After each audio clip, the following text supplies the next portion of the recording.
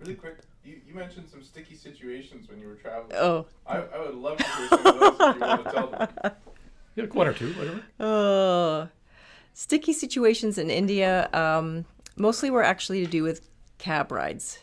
So when I took the train from Delhi to Agra on the way to the elephant sanctuary, I befriended this man on the train next to me who said I should get off a stop before because it would be quicker and just to take a cab to the elephant sanctuary. Okay, good advice. He was a travel agent, and obviously he lives in India, so of course I trusted him.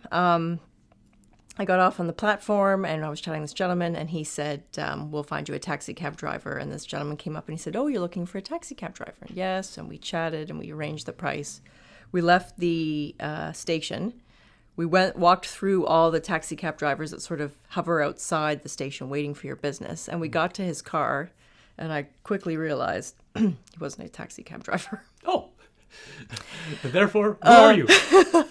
So, really beat up Land Rover and so we'd already negotiated the price, and I thought, I have a pretty good sense of intuition, and so... Little alarm bells were going off?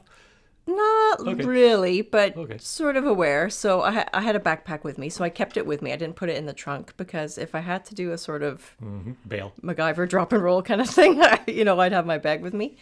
And we started to drive a few feet, and then another guy hopped in the front seat.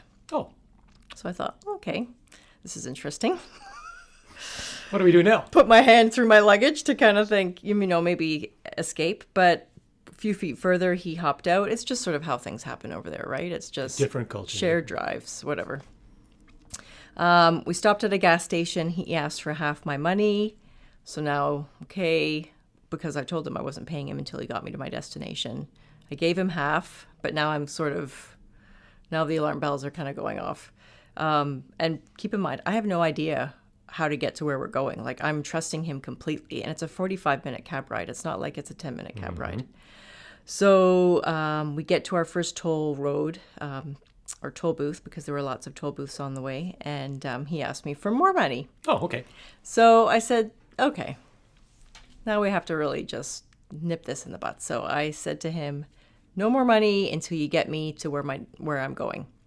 I said, I'm just not giving you any more money.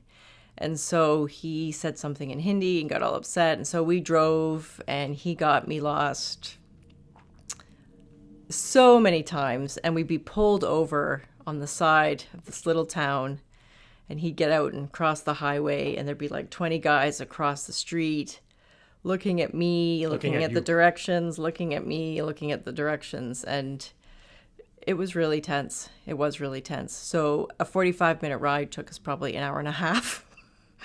But he did get me there, thankfully, and he asked for more money than what we had agreed to. But by that point, I was... Take your money, I'm bailing. So happy that I was alive, right? And B, I was at my destination. Take your money. So gladly take it. Have a nice Christmas. Yeah. So a few crazy situations where I would just get dropped off in the middle of nowhere, and they would say, find your way. Like, it's just because it's a very patriarchal run country.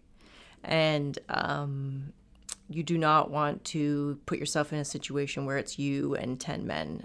It's asking for trouble. No, I wouldn't. Yeah, I've done a lot of research, and it was, I had to know when to That's sort of instinctive, I think. back off and when to sort of... Run away. Yes. Run away. Yes. Yeah.